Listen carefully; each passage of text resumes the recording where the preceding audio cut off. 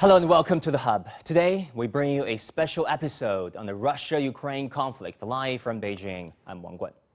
A month and several rounds of talks on, still no sign of a ceasefire. Ukraine reels under missile attacks and shelling. Over 3 million have become refugees in other countries, according to UN Refugee Agency, and 6 million more are displaced inside Ukraine. Altogether, that means over 10 million people, or a quarter of Ukraine's population, have fled. Poland has the most number of refugees, while other European countries are also providing them with help that they need, like Romania, Hungary, Moldova, and Slovakia. A stark symbol of the tragedy is baby boy Andrei, who became a refugee when just 6 weeks old. Watch. Chris, in a reception center in the Polish border town of Medyka, you said you met one of the youngest refugees who is, this pains me to say this, who is only 2 months old. His name is Andrei. Can you tell us a bit about his story?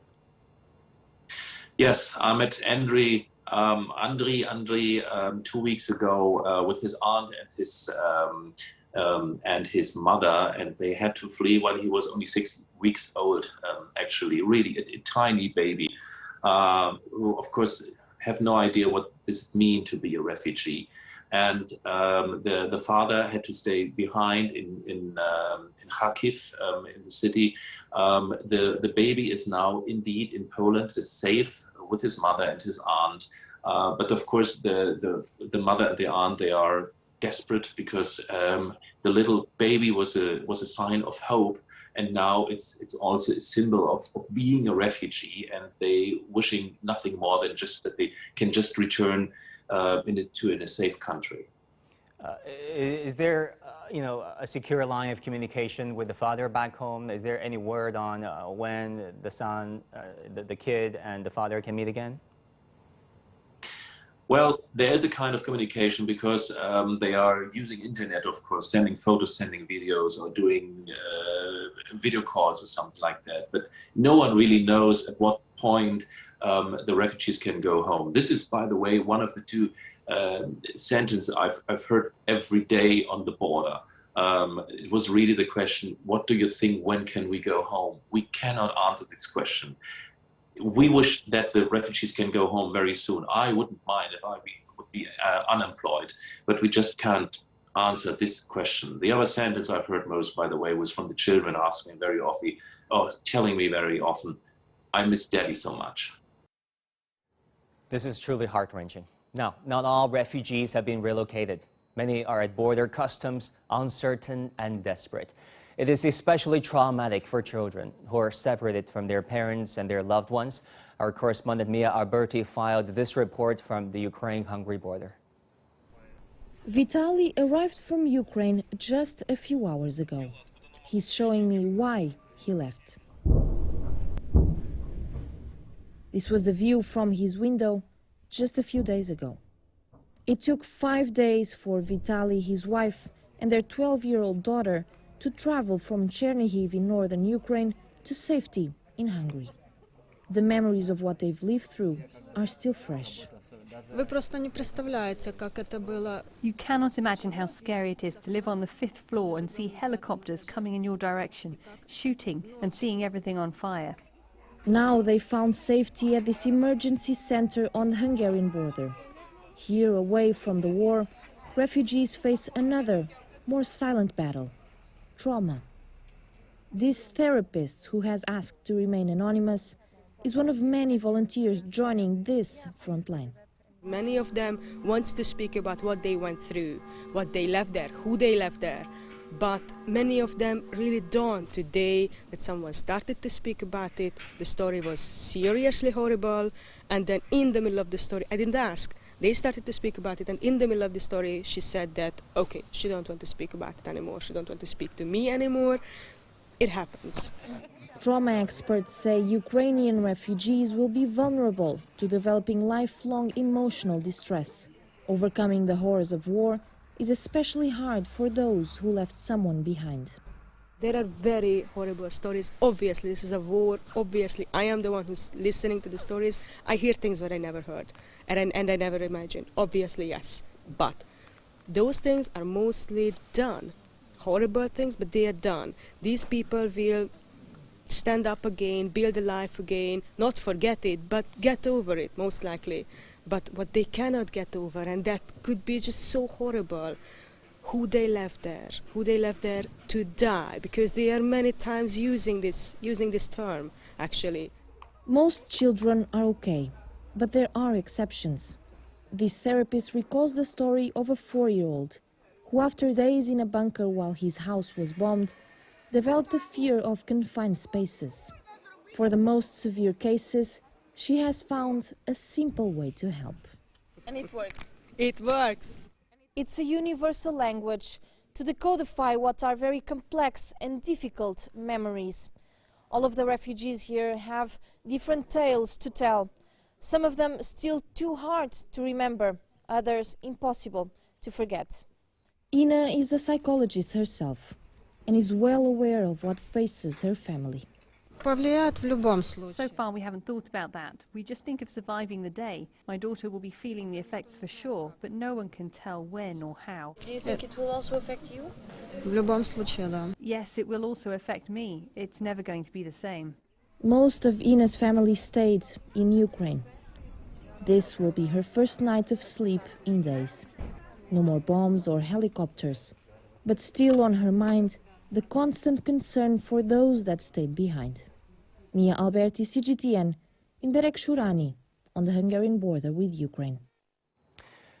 The refugee exodus from Ukraine has exceeded the previous waves Europe witnessed since World War II, both in scale and in speed. This is unprecedented. Also unprecedented, according to some observers, is the welcome given by the European Union and also by many other countries. Under a temporary protection program, Ukrainians can enter neighboring EU countries and immediately get residency rights, jobs, state health care, and education.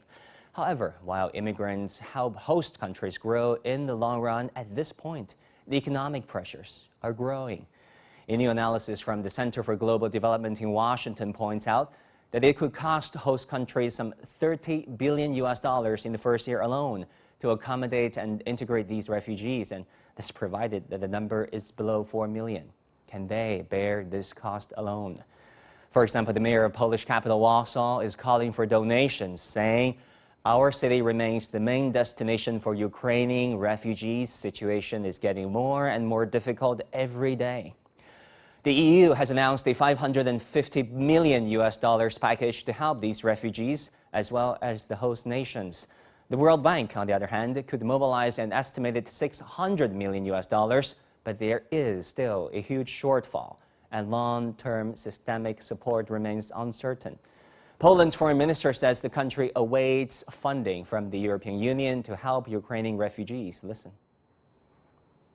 The costs will be growing, and that is why Poland is waiting very impatiently for the funds, for recovery fund in the European Union, and for promised help from European Union, United States and others. Because not everything could be based on our own structure and the pockets of our people. The biggest impact is that they are not coming to the biggest cities only, where usually immigrants are coming at every situation.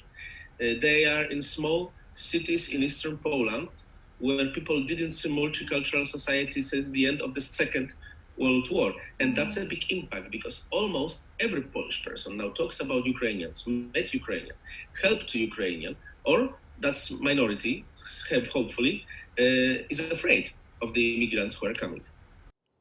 Now, in the middle of the crisis, the blame game continues. The U.S. and some others in the West have accused China of supporting Russia. But China says it has stayed neutral. Since the start of the Ukraine-Russia conflict, China has been calling for a peaceful resolution through negotiation. Chinese State Councilor and Foreign Minister Wang Yi said the wider the disagreement, the greater the need to sit down and hold negotiations. He also proposed a 6-point initiative.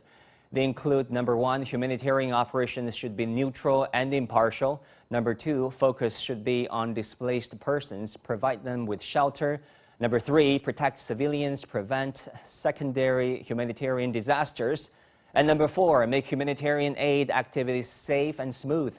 Number 5, ensure safety of foreign nationals in Ukraine, allowing them safe departures. And finally, support the UN's coordinating role in channeling humanitarian aid. After the proposal, actions followed. So far, China has announced 15 million yuan or $2.35 million of humanitarian assistance to Ukraine. The first 5 million yuan of aid supplies was provided by the Red Cross Society of China earlier this month. While the conflict is between Russia and Ukraine, its fallout goes way beyond.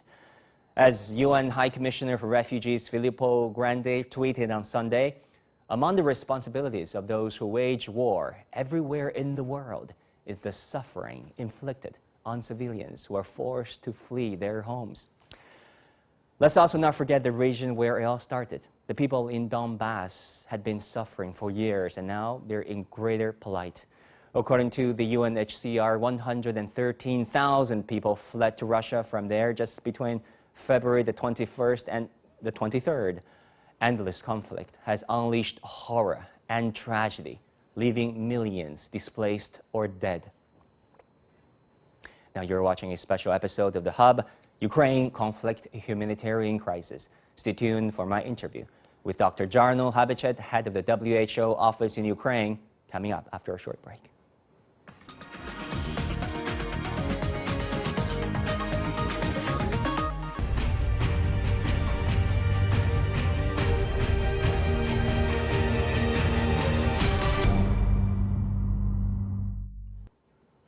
Welcome back. 1 month into the Ukraine-Russia conflict, we saw resilience in the midst of death and devastation. Medical and humanitarian workers are unsung heroes, putting their lives on the line to rescue the sick and the wounded. Earlier, I spoke with Dr. Jarno Habicht. He's the head of the World Health Organization's office in Ukraine. This CGTN exclusive offers a glimpse into the life and work of men and women who do their duty despite bombings and air raids. Dr. Habicht, so good to have you with us. You have been driving, in fact, from one place to another, and you just pulled over for our interview, so we can't thank you enough for this. Can you tell us a bit about where you're going and what for? Thank you. And I'm currently in Lviv, but as we have constant bomb raids, so sorry for being a bit late because we had to be in the shelter. And this is our daily life because civilians, but then also the humanitarian workers, safety first. And that's very, very important. Are you saying you're avoiding shelling and bombing? We need to be in the shelter when there is a bombing. And this is when you ask about what the healthcare workers are doing. Now we see the deliveries, which are in the basements of the hospitals. We see attacks on health. We know that it's not anymore always safe to be in the ambulance. And when we look to the doctors and nurses, they also are afraid about their life because so many healthcare facilities are under attack. But what we need to do in this phase is we need to support, and that's what WHO is doing. We are currently preparing for a number of convoys. We have already yesterday got the convoys to Kiev City, Poltava, Odessa. Yesterday, very important to ensure primary healthcare support that people can treat their diabetes, hypertension. But in the big cities, shelling, most important is the trauma and surgery care that we can provide. So this is WHO's everyday's work, more than 100 metric tons of support that has been delivered with the convoys to the hospitals. And we have a number of planes landing to Poland with more. Yeah, Dr. Habicht, I'm a bit interested in your own experience. You're saying that you have been traveling from one place to another to avoid bombing and shelling. How often do you have to do this on a daily basis? Yesterday, in the area where we are, we had 4 times the bomb alert. Some other days, less. And this is the environment. But we need to work. We need to keep our teams safe. And this is the current war situation that is there in Ukraine. But do you have a base to return to at the end of a journey or an ordeal? We have our offices in Ukraine. So we are currently operating from western part of Ukraine, but then also we have a lot of our contractors and colleagues who are moving the convoys more to the east. And this is the work around the clock. We have more than 70 colleagues in the country And then also we have another hub in Poland, particularly a logistic hub. Are they all ensure safe that, given the circumstances? As of today, WHO team is safe. That's great. Sir, I want to talk about COVID. It is a big thing. Only a third of all Ukrainians were fully vaccinated before the start of the war. And we can only imagine how crowded or overcrowded perhaps some shelters can be. So do you have any numbers on whether or not the war has made the COVID situation in Ukraine worse? What we see now is that there is a sporadic testing. The private laboratories are not testing anymore. The public laboratories are continuously testing. And we have 4,000 or 5,000 cases still COVID every day. And so the picture is a bit patchy and we don't know all. However, what was important, just before the first days of the war, Ukraine went through the plateauing of the COVID wave in the middle of February, and we started to see the decrease of COVID. And also we need to look to the granularity. If we look Kiev city, in Kiev city, 2/3 were vaccinated. If we look to the eastern part of country, Donetsk, Luhansk, Oblast, there the vaccination coverage was around 20%. What is very important is to protect vulnerable, because for the population 80 plus age group, we had vaccination coverage around 20%. So we need to look how to reach out with the vaccination. But the good news is that the COVID also vaccination continues. I was just talking to my colleagues and doctors. The vaccination centers are continuing and there are vaccinations done every day. But there have been reports on attacks on those health facilities, intentional or unintentional. Can you tell us a bit about that? We, as a WHO, since 2012 World Health Assembly resolution, our role is to do the monitoring and raise awareness on attacks on health. We have more than 40 attacks on health and daily accounting. So we have many of them there. And what is important is daily this number is increasing. And we have attacks on health, which includes hospitals, but also the ambulances. Well, that's really unfortunate. And also one more question on COVID prevention, sir. We know some basic prevention measures, right? Mitigation measures, such as wearing a mask, social distancing, taking care of your personal hygiene. Are Ukrainians, especially those in the refugee center or trapped in a war zone in cities, have adequate access to those mitigation measures? Do you know? The pharmacies are open and the mitigation measures are there. Hand washing is important. But I must say that in the wartime, the priorities of the people have changed. Many people are running for their life. We have seen millions of people moving. If we compare Ukraine crisis and population in movement, for example, to Syria, in 4 weeks, a same number of population are in move as in Syria in 4 years. We have more than 3 million Ukrainians moving out of Ukraine. We are a number of Ukrainians who have left their home and moving to the western part of Ukraine. So they are doing their best also mitigate COVID, but for many of them, millions, children, women, elderly, they are running for their life in the current circumstances. Yeah, also let's talk about refugees. For them, who are constantly in a group traveling, it's not just COVID, but other communicable and infectious diseases that they will have to worry about, right? There are many health needs. Some of them are communicable diseases. Some of them are non-communicable diseases. Many left their home with one bag and left their medicines behind. So it is quite a worrisome situation.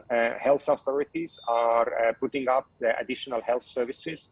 WHO's role is to bring in emergency medical teams, which we are doing, and 15 of them are already in coordination. And I have met with many of them over the weekend in Lviv.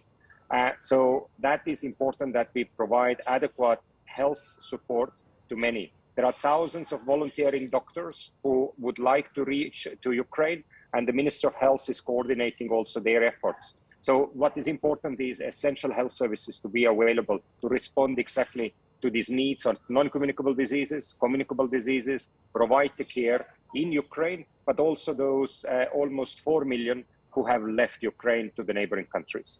The WHO has warned that the spread of infectious diseases like measles and TB may reach epidemic proportions. What are the WHO and other organizations on the ground doing to reach out for civilians in need? Give us a sense of the challenges, the practical challenges on the ground. The practical challenges and what we do is to, first of all, to provide sufficient medicines and share them with the healthcare workers who are working. So health system is still functioning. So what is important that nurses and doctors can do their work. In those areas where there is no heavy shelling, the vaccination programs are still working. For our role is to ensure that they have enough vaccines, enough medicines to provide care. Second is to provide additional medical teams who could arrive to the western part and travel further to the eastern part to provide care. We work with many humanitarian organizations, MSF, others who are already in the field, as well coordinate within UN, as well with ICRC and other colleagues. So this is the practical work we do. So if we ask priorities, what WHO has, it's first medical supplies. Get them to Ukraine, support. Medicines, trauma kits, surgical kits, that's the first priority. Second is to ensure that there are medical teams who can provide care, because healthcare workers have been providing care for the last 2 years for COVID. Many of them are tired. Many of them don't want to die in the hospital. So we need to bring additional teams in to support the care. And the third, very important, is that all the humanitarian help is coordinated and kept safe, because we need to ensure that also the doctors, nurses, truck drivers who are getting all those supplies to the field are also protected. So medical supplies, more medical teams, and safety. These are the three priorities that WHO has in the last 2 weeks. Dr. Habicht, you have been on the ground in Ukraine for quite a while. From a personal perspective, what is your biggest challenge when delivering, to those in need, what they need from a public health perspective?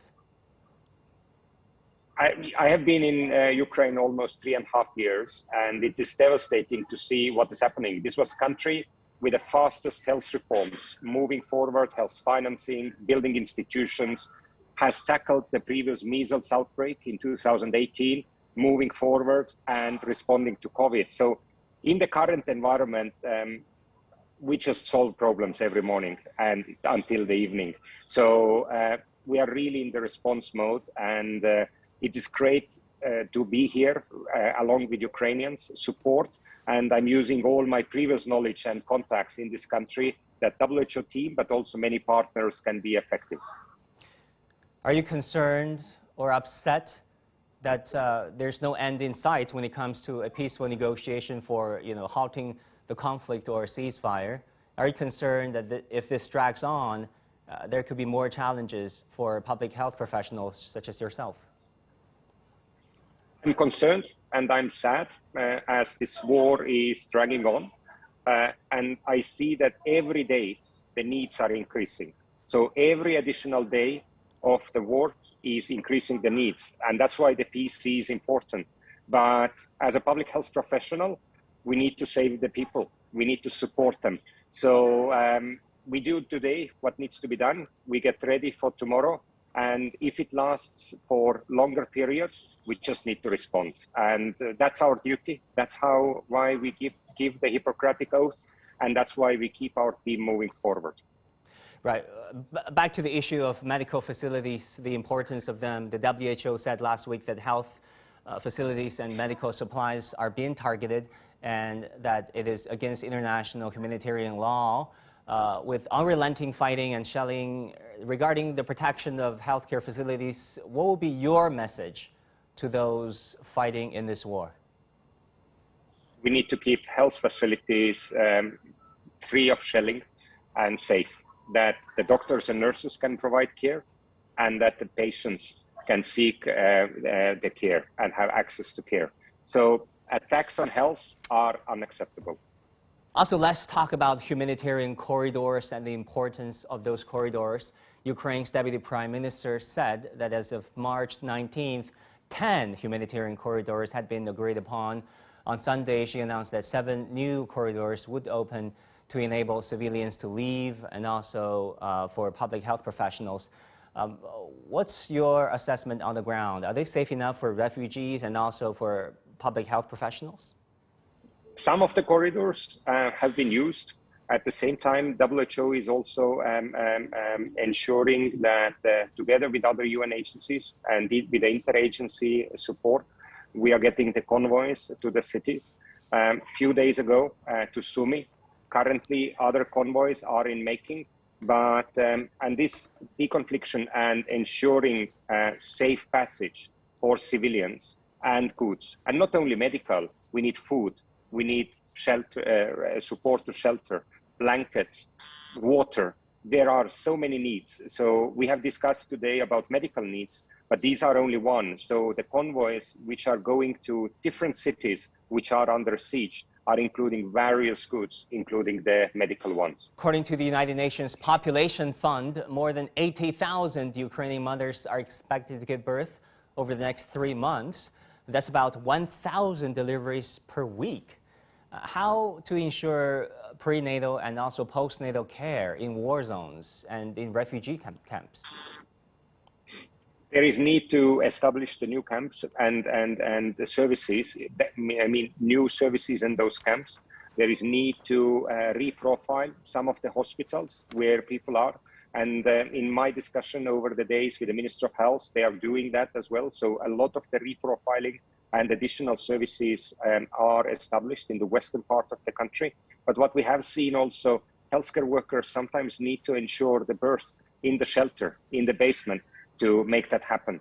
So it's big number, and we need to ensure that every Ukrainian is actually delivered in safe environment. But as the war goes on, it becomes very complicated. Finally, Dr. Habicht, any final thoughts you want to share with our audience from around the world watching CGTN? Thank you for those who are supporting Ukraine. Thank you those humanitarian organizations and others who are on the ground. And I like to thank all Ukrainian doctors, nurses, healthcare workers who have been working hard through all the COVID outbreak and now trying to do their best in the war environment in Ukraine.